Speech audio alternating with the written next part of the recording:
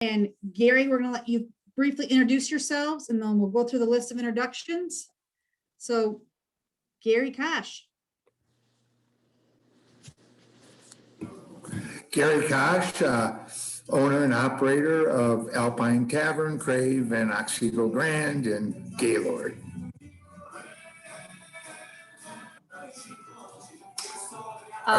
Lisa McComb, Otsego County Economic Alliance Executive Director.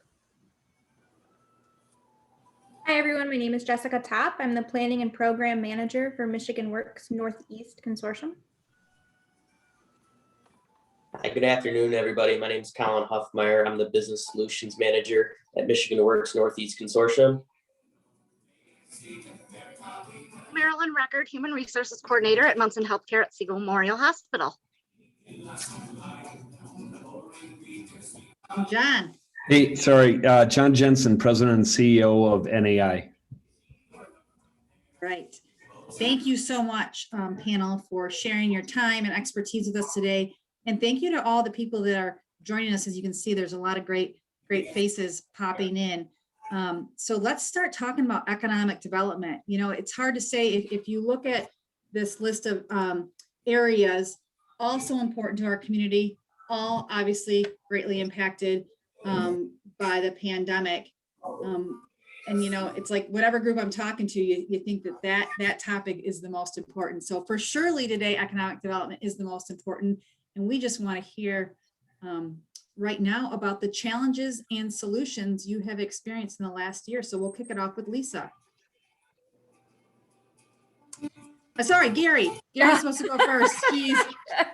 Sorry. Well, yeah, again, challenges and solutions over the last year. I think it was a year ago yesterday that the governor closed down all the restaurants, which is something that had never happened, which we're all used to saying that in this last year. So again, obviously when your revenue stream is chugging along and goes to zero overnight, you have to make some quick decisions.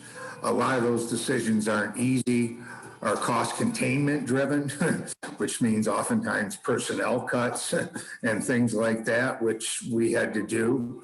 And yet we were able to reinvent ourselves and find some more revenue solutions. In the restaurant business, it was carry out and it was outdoor dining and things like that. And we were able to stay open to a certain degree to keep some people employed and also keep our name and our brand in the marketplace.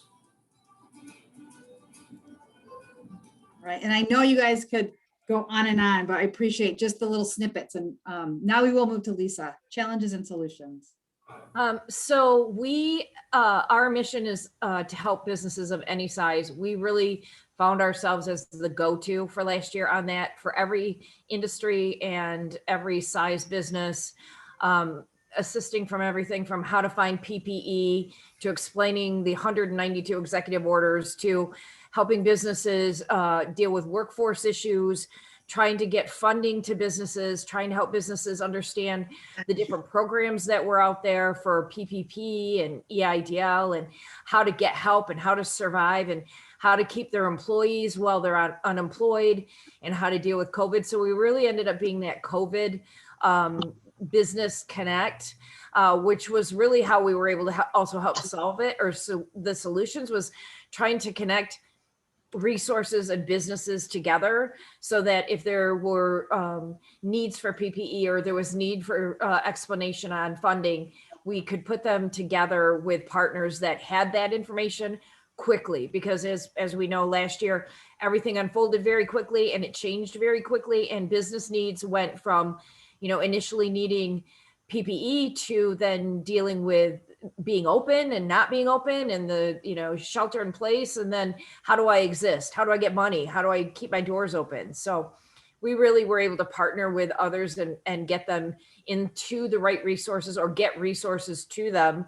And when it came down to funding, we were able to get funding from the MEDC and get actually money in the door quickly last year through the both Restart and Relief programs. Next up, Jessica. All right, so I am representing more of the job seeker side for Michigan Works, and then Colin will talk about more of the business side. But the major challenges that we've seen on the job seeker side for the last year have obviously been layoffs. As we all know, many people were laid off. There were late or non-existent unemployment claims, which then led to job seekers Oops. then led to desperation on their part, of course. Another major challenge is lack of internet in our 8-county area. As we all know, we have some internet issues, some broadband issues. We cover the 8 counties of Northeast Michigan, so many of those areas lack internet as a whole, which leads to difficulty to job search then. Local libraries were also closed temporarily, so that meant people could not access those services. Job seekers were also apprehensive to go to work for fear of contracting COVID when there were remote positions that couldn't be done remotely, of course. So solutions for all of that would be there's more remote work available now than there ever was before. We have been assisting virtually if the job seeker doesn't have internet. We also have a map of all the free Wi-Fi in our 8-county area. And we have training opportunities for job seekers looking to re-enter the workforce, either by means of on-the-job training or through furthering their education via classroom training. Good, great to hear the different perspectives. Colin. Okay, so again, as Jessica said, I'll be touching on kind of the workforce development from the business side of things. Challenges of the last year. We all knew the challenges that were facing our workforce coming up over the next 10 years, but what COVID had done and make all of those challenges that we were forecasting take place within about 11 months, including retirements, succession planning challenges, the lack of sustainable talent pipelines. And there, in some cases, there is still a disconnect between some of the competencies coming out of our training institutions and what was needed in demand in our businesses. So we have had a struggle engaging with our businesses in the same way that we normally would. Broadband structure, the geographical challenges that we've always had. But it really came down to staying on the same page with our companies and identifying what is your current need now. As Lisa said, we also played the role of COVID Connect. We were a resource of just exchanging information, being another set of eyes out there trying to interpret executive orders and certain mandates. But with the solutions, and this touches on kind of the silver lining, through our struggles last year, we've certainly come out stronger in terms of our communication lines with our partners. I think we're now masters of Zoom and electronic video meetings. So there have been some positives. Also, we are noticing that those that were struggling in the Alice household population or the working poor, their problems have only been exacerbated because of COVID. So we continue to attempt to listen to our businesses' needs and address them as much as we possibly can with the resources we have.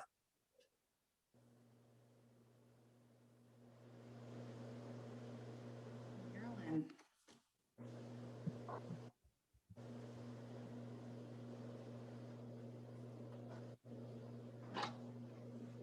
Am I up? Yes, you're up, Marilyn. Okay, sorry for the pause on that. I was having troubles with the mute and then I was like, okay, I think it's me. So Okay. from the healthcare and hospital perspective, when I think back to a year ago, it immediately put us into what we call the lockdown situation almost. And our services were greatly reduced. We were ordered to, if we could, do remote work. It put us in a very compromising position being healthcare in the community with reducing services, but still yet letting people know it was safe to seek treatment. Coming into the emergency department, we fought that battle a little bit. Rethinking the way we did everything. All of a sudden, we went from so much people interaction to we have to restrict it. I think it was Colin that just mentioned the daily changing of mandates and situations, and keeping up with state mandates was a challenge, as well as our own system mandates and updates with policy changes, et cetera. Some of the solutions that we had with things was definitely getting innovative with our telehealth and doing visits more remotely with that for our patients. And then also getting innovative with our remote work. And we also face the challenge with some of our employees not having great internet access and seeing that be enhanced over the course of the year. Wow, panel, you are on it. Thank you for being conscientious of time. John, we will move to you.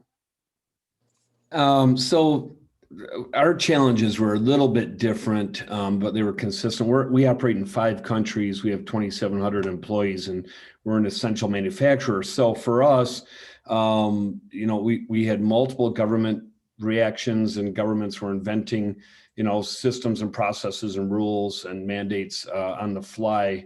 So our job was, we had to keep all of our plants operating. We had to keep all of our customers fed, and spend a lot of time with our global supply chain. So it was, that was an operating challenge. The other challenge was just the human side with our, making sure we had the right EHS protocols in place, and making sure that we keep our people as healthier when they leave the building than when they walked in the building. So really the solution is just communication. Set an operating process, have daily stand-up meetings with your employees, copy and paste best practices every day. So we had our global leaders on the phone every day, just copy and paste lessons learned. We were sharing a lot of resources. We bought like 40,000 N95 masks in February of last year, actually, and it turned out to be a real strategic decision to be able to keep our people safe coming to work. So for us, we now have that regular operating cadence. It's really never impacted us. We've kept our folks pretty healthy. I think our folks feel healthy, and attendance has been good. So we've been kind of blessed coming out of this, actually. So before we move on to silver linings, again, I just wanted to encourage you to click that link in the chat button, and you can see that people are already starting to put some thoughts, ideas, questions. Again, we will save this information and take a look at it after we get through this series of conversations. And it will not only be used to share with our donors, but also the Community Foundation as a whole, as we kind of search for our North Star. What direction do we need to go into to be a strong foundation for our community? So would love to hear what you guys have to say in that. So we are going to move along. Looks like we have a chat. Just want to check that out real quick. Oh, thanks, Karen. We just are going to move along now to silver linings. And Gary, what were the silver linings in all of this?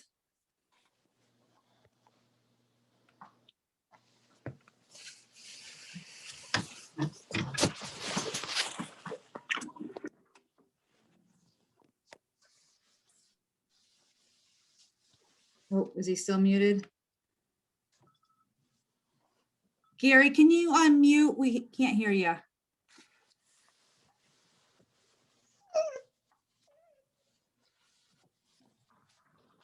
So Gary's still muted. Gary, we're gonna go to Lisa until you can get unmuted, okay?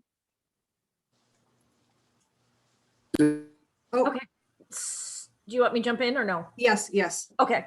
So the silver linings for us were the ability to develop relationships with businesses that we didn't even know existed. Some of them very small, operating out of their home, or even smaller yet, and operating in other areas that we like to think everybody knows what we're doing, but a lot of people don't know what we're doing, and they didn't know the resources we provided. And they also didn't know how to get in touch with us. So the silver lining was for us that we really expanded our outreach to our target market being business. Great. Jessica. So again, this is from the job seeker perspective. There are many open positions still, as I stated before, and that's due to kind of what Colin touched on briefly was, many retirements happening. There's also people not re-entering the workforce. So how do we make a silver lining out of that? Well, it creates a job seekers market. because there are so many positions out there so from the job seeker's perspective, there's a plethora to choose from. Many employers are also increasing their starting wages. So that assists a job seeker in returning to the workforce as well and being able to make a sustainable wage. Another silver lining is our funding assistance opportunities that I briefly touched on in our challenges and solutions. So we have lots of opportunities for on-the-job training and classroom training if a job seeker wants to change career paths, learn more in an educational setting. There's lots of opportunities, and we have the ability to assist with that if that job seeker is eligible and suitable. All right, looks like Gary is ready to speak. So Gary, I'm sorry. Yes, yeah. St. Patrick's Day here, anyway. But we yeah. wish we were there with you. So again, it's forced business environments to make changes, and oftentimes those changes, when you've made them, you've learned that you've saved money, or the change was a better business practice. And when you're forced to do those things, we've walked out of it with better business practices, a safer restaurant, and things like that. The other nice thing about it, where the opportunity was the getting together of the community leaders to support the business community, whether that was locally based, the grants that were provided and administered locally, okay, or from the foundation standpoint, they put together a program to help support the restaurants. Certainly the federal government came through with programs. So those were the things that came out of this that were nice, and as well as everybody pulling together as a team in the business and a team in the community to get through this together. I think Gary hit the nail right on the head there about through this suffering, we've really come under one banner, and our arrows are very much pointing in the same direction. We have relationships now that are stronger than ever with our business, economic, and workforce development partners. Initially because we had to, but because of that, there have been so many conversations with our business clientele where they say, you know what, we're doing this now, and we're going to continue to do it. Wish we would have done it a long time ago. Wish it didn't take a global pandemic to realize that this is a great idea. Working with our business customers on job descriptions and some unique ways of recruiting and retaining talent. They're doing things that a year ago they never would have imagined they would have been able to do, and it's going to only strengthen the economy in the area because our job seekers are understanding the importance of virtual platforms. Our businesses are getting social media footprints. It's really forced our business clientele to get really aggressive in talent recruitment, and it's good to see Northeast Michigan businesses becoming competitive with the other regional entities in the area for talent. So definitely lots of silver linings to be seen from all of this. From the hospital perspective, we've rebounded in a great fashion here. Our volumes are back up. To piggyback off of what Colin just said, we are in a major hiring mode. I think we've got more than 60 jobs open on our website. We've regionalized things. So from being almost an individual community hospital, we were able to take our partnership with Munson further and really regionalize things, from our vaccine administration to changing how we do things from that end of the viewpoint. And then leveraging our technology. I mentioned telehealth medicine, making sure our community knows we are there for them and it's safe to come in and get your treatment. And we never felt more community support than when we entered the pandemic as healthcare workers. I think we had the heroes work here, sign outside of the hospital for quite a while before the thing finally fell down. But there was a lot of learning. While everybody went into remote work, we're not pulling that back. We're continuing to do that and be innovative with how we do things. So I think that's it. Sorry, I keep forgetting to unmute. So for NAI, we always say never waste a good crisis. And for us, we took advantage of this crisis a few different ways. One, I think one of the greatest silver linings is our team really works as a global operation, sharing best practices openly. Our employee turnover, meaning people that voluntarily leave the company, is actually down, and it was always pretty low. So I think our employees appreciate the fact that we're copying and pasting these best practices. But from a business perspective, we were able, by doing all of the things we did in partnership with all the people we work with, our customers and suppliers, able to grow our business through this, because we have competitors that weren't able to keep their plants open or weren't able to keep their employees coming to work safely. So for us, we've won business, and in fact, in our Gaylord location, I think we're bringing in like 11 or 12 more jobs right now, business that we're actually transferring to the U.S. from China, which is kind of cool. And we're opening another new plant in a new city in Mexico right now for a customer. So our customers have rewarded us. It wasn't always easy. We never shut a customer down. We sometimes had to have conversations around, don't tell me what you want, tell me what you need today. But by working together, we were able to grow our business and grow our employee base at the same time. So it's a silver lining out of this. Great. Again, so many silver linings. And panel, you are cruising through this. So the good news is, for listeners, we're going to have some chance to ask questions. You can start putting those questions in the chat feed as we go to this. Good this boy, final- shooter. Chase.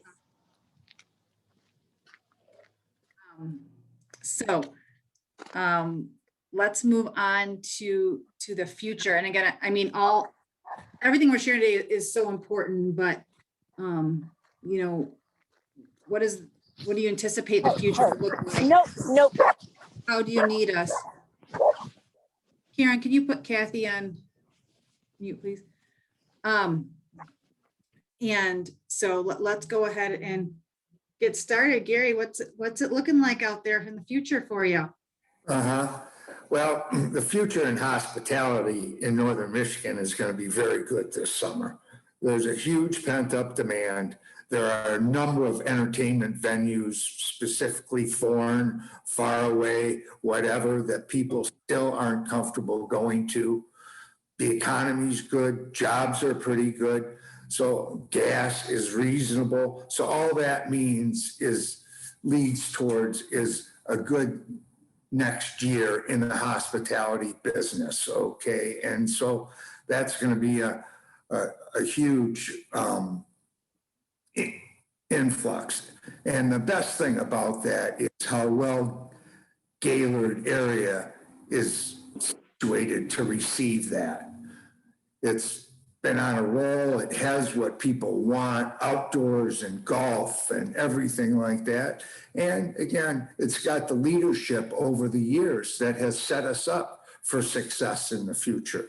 The infrastructure is here, okay? At the place, it looks good. We've got the personnel leadership in all those areas that are doing a great job. So I really look forward to a robust economic forecast in the future. Thank you. Thank you. Lisa. So I would agree with Gary. Otsego County fared very well in 2020, despite everything going on. We didn't lose any major employers. We had a couple small businesses that closed down, but not as a result of COVID. Just that was a part of a long-term plan. They just did it sooner. But we have private investment of almost $100 million that stayed in Otsego County and didn't stop moving forward, didn't stop their plans for construction and development. We've got the new apartment community, the market rate apartment community that will have 228 units. Their first building is almost 70% leased, and they will be opening in May for the first leases to move in and moving to second and third building. We've got Georgia Pacific site was purchased. The annexation to the city occurred last year. They will be breaking ground in the next couple months and building their lumber company, a state-of-the-art lumber company there. We've got 2 new hotels that continued their development and will be opening up. We've got Bell Tire that continued to move forward and develop. And then we've got businesses locally that are expanding. Like Jon said, a lot of our manufacturers added a second shift, and they were growing their production to meet additional need that they had not seen before, maybe in a diverse capacity, but they were meeting that need. So Otsego County, from an economic development standpoint, there's a lot of positives. We are going to struggle, as everyone will be, with workforce development. We have, the other side of that coin is that with all that development comes the need for jobs. And our workforce, a lot of it is still on unemployment, and they're hesitant to go back to work, or they're not sure if they will go back to work, depending on what happens. So I think overall, we're in a really good position, especially in Northern Michigan. A lot of our other Northern Michigan, especially in the Northeast, a lot of those other counties have struggled. They've lost small businesses. And we're fortunate where we are in location that continues to facilitate growth and interest. We have a lot of businesses looking still to move to Northern Michigan.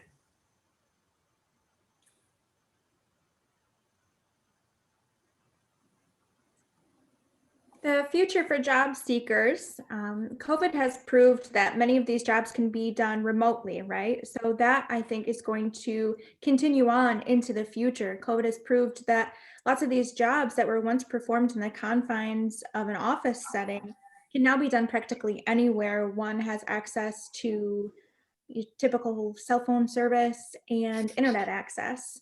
So I think that has the potential to really change the outlook on this, especially for job seekers and trying to access different jobs and find new ones. And then on the other hand, if job seekers take advantage of different training opportunities, not just the ones that I've mentioned that Michigan Works has available, but there's training opportunities everywhere. That can in turn lead to these in-demand positions being filled that I'm hearing all of these different employers say we have in the area, and I know we have those. So if job seekers are taking advantage of that, that then leads to creating a more self-sufficient employee, which in turn leads to a better economy overall.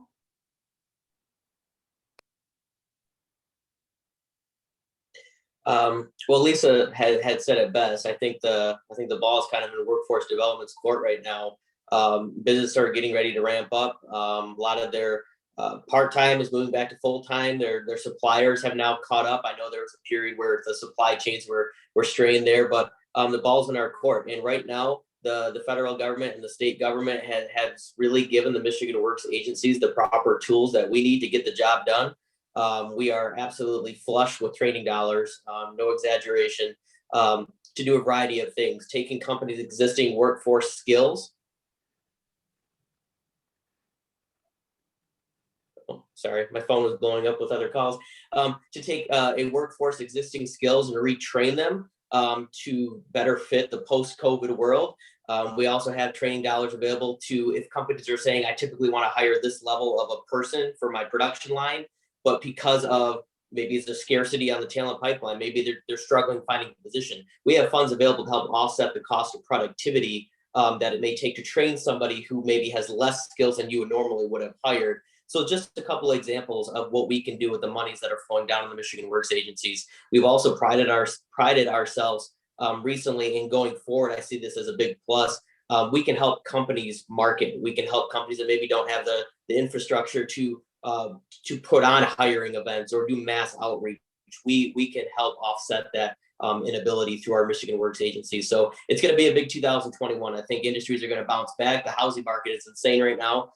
People are coming up here. We're leveraging our recreation and our outdoors and our lifestyle up here. I think it's really going to help offset the challenges that we know exist, lack of broadband and the childcare issue we can still continue to struggle with.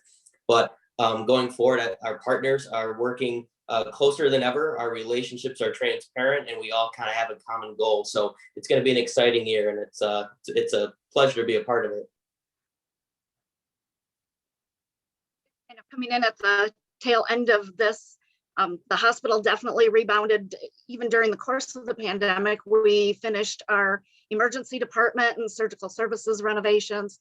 So as volumes had dipped because of some of the mandates, we've rebounded with the volumes. We're definitely there for our community to serve them.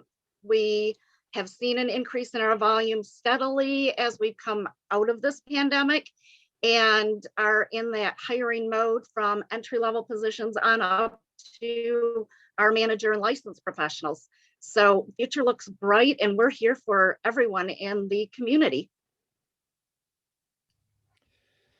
For NAI, one of the common themes we've heard from our customers over the past year is, I don't want to shut my line down again for a $20 part from India, or, you've got to get supply closer to point of use, and some of those kind of concepts. So we've been able to leverage our footprint for the Gaylord plant specifically.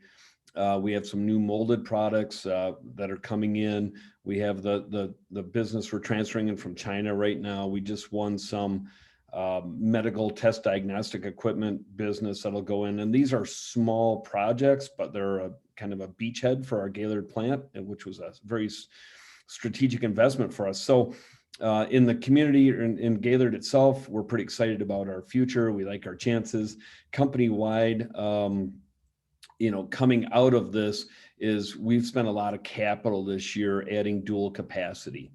And so we can make sure we keep our customers running no matter where they are, no matter what they're operating. And that investment is fueling some growth for us. So the T-Mobile folks have displaced some more business with us for the Gaylord plant, which is pretty exciting.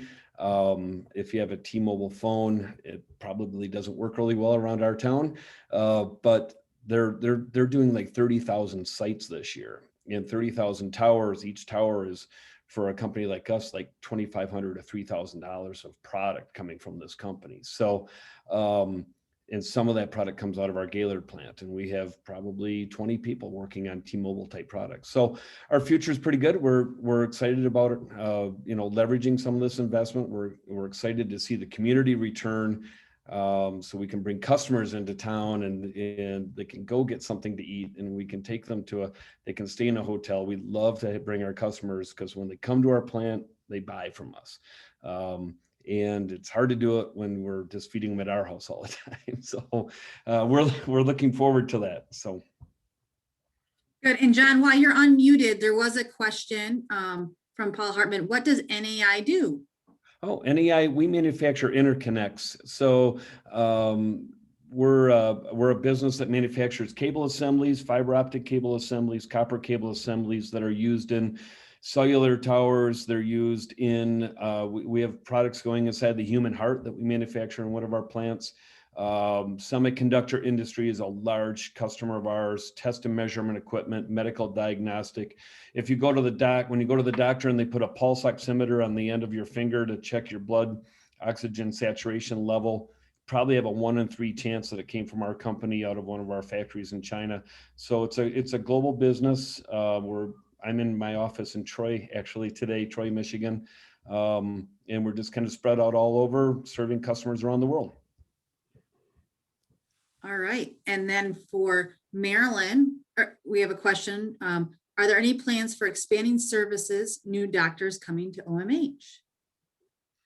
I believe what we are focusing on right now is adding providers to our current service lines.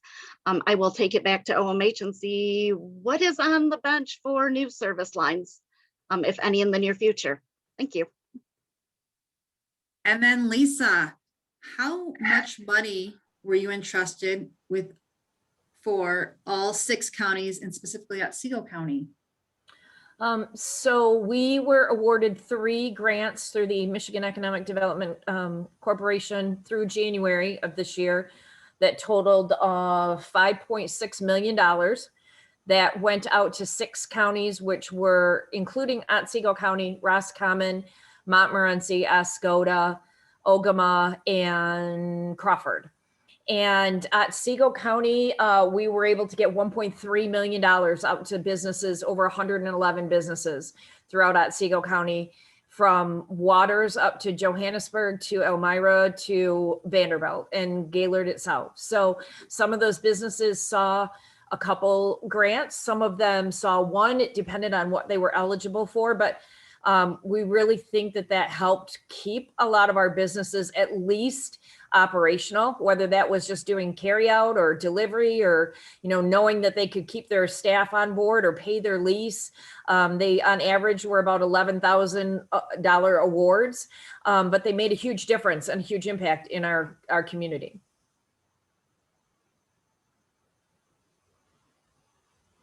So I'm shocked. I thought with 6 presenters, we would be really pushed for time, but you're much more efficient than the arts and culture panel yesterday. So we do have 20 minutes together. Questions, comments, you can try just unmuting and blurting out. You can put things in the chat. This for panel members as well as other participants. Oh, it looks like there's a question from Gary first. Gary, have you recalled all employees? And you're muted, Gary. Sorry.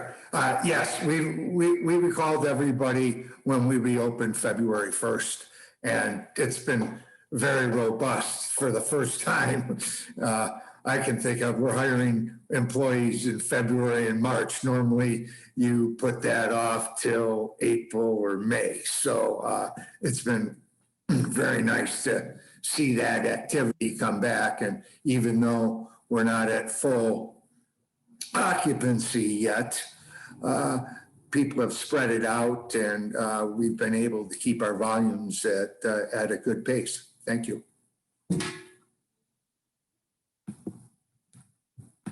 Open floor. Oh, here we go. Barry has a question for Gary and John. How many open positions do you have?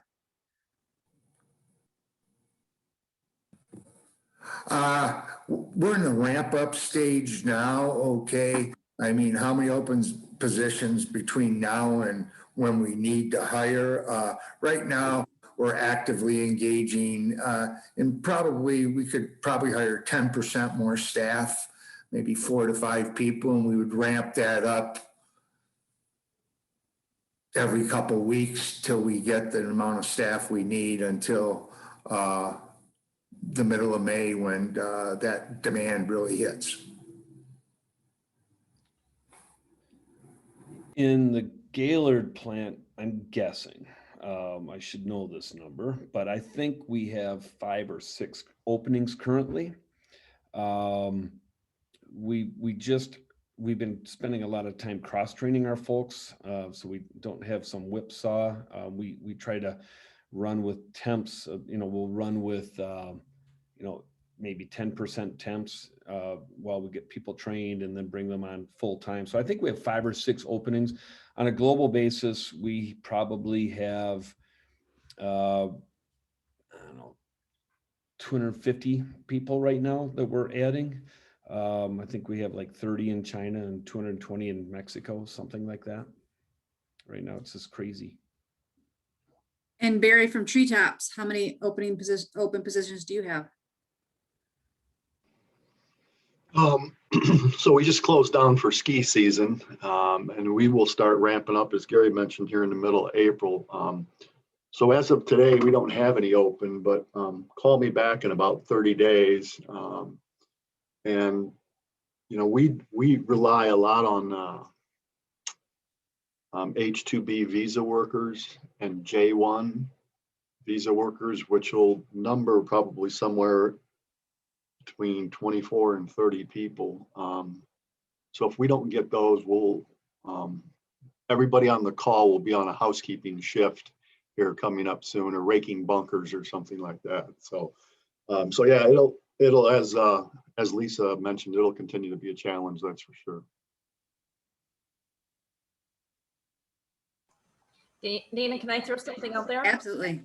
So just so everyone on the call is aware, the Otsego County Economic Alliance and the United Way have partnered to facilitate childcare. And we are in the beginning stages of a childcare initiative, like we did with a housing initiative, to be proactive and address childcare needs in advance of really where I think we're going to be. Currently, in doing some data, we only have 30 licensed facilities in Otsego County, and most of them only have 6 to 10 openings. There is a huge need beyond housing in our workforce development for childcare. So you will see next week an email to all employers in Otsego County from our office asking you to complete a survey. Please help us get that data together because we're really going to move forward in trying to get a large childcare facility in place in Otsego County. We will then be sending the survey out to employees. Any employee that is working in Otsego County, they don't have to live here. As most of you have heard me say, we have a large commuter growth and about, probably 5,000 people currently commute to Gaylord. So it's an opportunity for us to grow a residential base as well, if we could have housing and childcare in place. But we just really, from a workforce, need to also address that childcare need. COVID has made it also very difficult on our employees. They often are deciding whether to go to work or stay home and watch their child because they either, one, can't find anybody, or two, can't afford it. So please help us when you get that email, and we're going to hopefully be able to move forward in the next couple of months on getting a partnership and initiative in place and really move forward with addressing childcare needs. Jessica, I saw you kind of shaking your head as far as working with job seekers. Can you elaborate a little bit on childcare needs? Absolutely. I am thrilled to hear that. And anything you need from Michigan Works, I would love for you to contact myself and or Colin. We'd be happy to help you in any way we can. But that's something we hear from job seekers every day. I mean, we're getting calls all the time of, I really do want to go back to work, but the daycare I send my kids to is closed. Or I was doing really great back at work, but the daycare I send my kids to closed for 2 weeks because they had a COVID exposure. And now what do I do for 2 weeks? And I'm getting more involved in this because on a personal level, I will be having my first child in 3 months. And out here in Ottawa, there is not much childcare. So any way we can help, we'd be happy to, Lisa. Hey, Lisa. Yep, go ahead. Lisa, do you know if the stimulus money that's coming in to the municipalities, if they've talked about yet what they're going to do with that? They have not. So after President Biden signed the bill, most of them are still, honestly, most of them are still trying to use up some of the funding from the last one.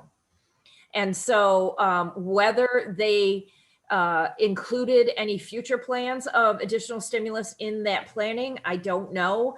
I know from our relationship with the Michigan Economic Development Corporation, they are waiting from the Michigan Strategic Fund to see what the governor does with that funding that we get as a state, and if any of it will go to the MEDC, or if any of that HUD funding will come down through community development block grants to the states. And right now we don't know.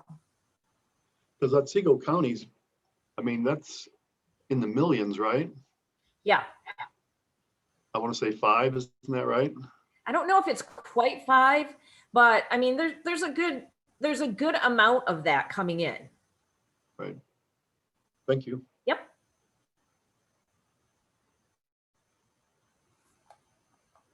All right. Love to hear about the partnerships.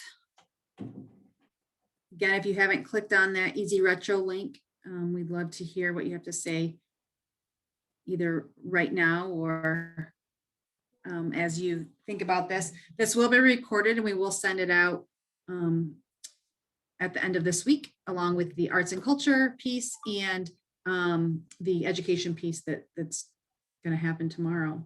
So any just general sharing?